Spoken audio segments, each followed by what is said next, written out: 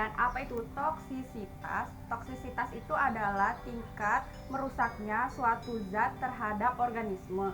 Toksisitas dapat berdampak terhadap seluruh organisme seperti hewan, bakteri, dan tumbuhan. Mekanisme toksisitas itu terdapat 4 bagian. Yang pertama itu absorpsi, yang kedua distribusi, yang ketiga itu metabolisme, dan yang terakhir itu ekskresi.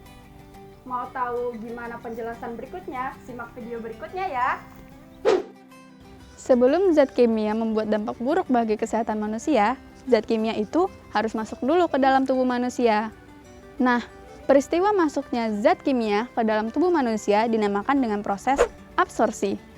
Secara umum, proses absorpsi ini terdiri dari 3 rute.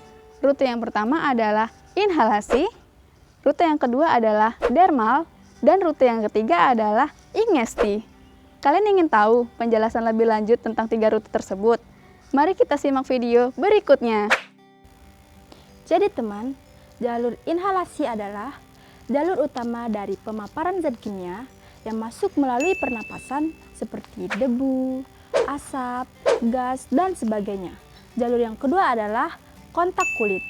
Jalur kontak kulit adalah jalur terpenting dalam proses absorpsi karena kulit memiliki luas sekitar 2 meter persegi, yang mana kulit mampu menyerap zat kimia dalam bentuk cairan seperti KOH dan pestisida. Jalur yang ketiga adalah ingesti. Jalur ini masuk melalui mulut, kerongkongan, dan lambung. Biasanya, jalur ingesti ini terjadi karena ketidaksengajaan, seperti pada kasus keracunan. Eits, jangan di-stop dulu videonya, karena masih ada mekanisme lain dari toksisitas. Jadi, setelah zat kimia diabsorpsi ke dalam sel darah, proses selanjutnya adalah pengedaran zat kimia ke seluruh tubuh, di mana proses ini disebut dengan proses distribusi. Pada proses distribusi ini bersifat reversible, artinya zat kimia dapat masuk ke dalam darah melalui sel ataupun sebaliknya.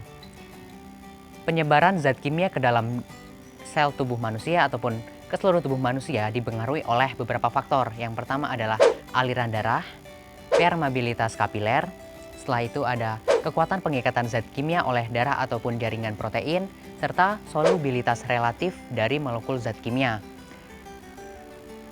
Proses selanjutnya adalah metabolisme yang akan dijelaskan pada slide selanjutnya. Metabolisme. Untuk mempermudah ekskresi, maka zat kimia harus melalui proses metabolisme terlebih dahulu. Proses metabolisme bisa berlangsung di hati atau ginjal, baik dengan perubahan struktur zat kimiawi ataupun dengan perubahan kimiawi dari zat kimia tersebut. Metabolisme terdapat 2 jalur. Yang pertama bioaktivasi dan bioinaktivasi. Bioaktivasi adalah hasil dari metabolisme yang jika masuk ke dalamnya akan berubah menjadi senyawa yang lebih toksik. Tentu saja, jika hasil metabolisme ini masuk ke dalam bioaktivasi akan menyebabkan toksik pada tubuh. Yang kedua adalah jalur bioinaktivasi. Hasil dari metabolisme yang masuk ke dalam bioinaktivasi akan dikeluarkan oleh tubuh melalui ekskresi.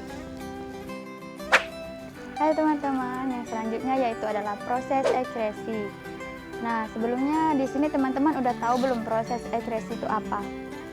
Jadi, proses ekskresi itu adalah pengeluaran secara keseluruhan zat kimia yang ada dalam tubuh kita. Nah, di sini juga ada ginjal dan organ pencernaan yang menjadi bagian penting dalam proses ekskresi ini.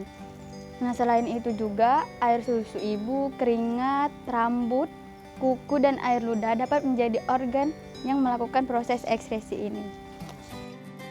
Nah, jadi itulah tadi penjelasan dari mekanisme toksisitas. Jangan lupa berhati-hati ya guys. Dadah!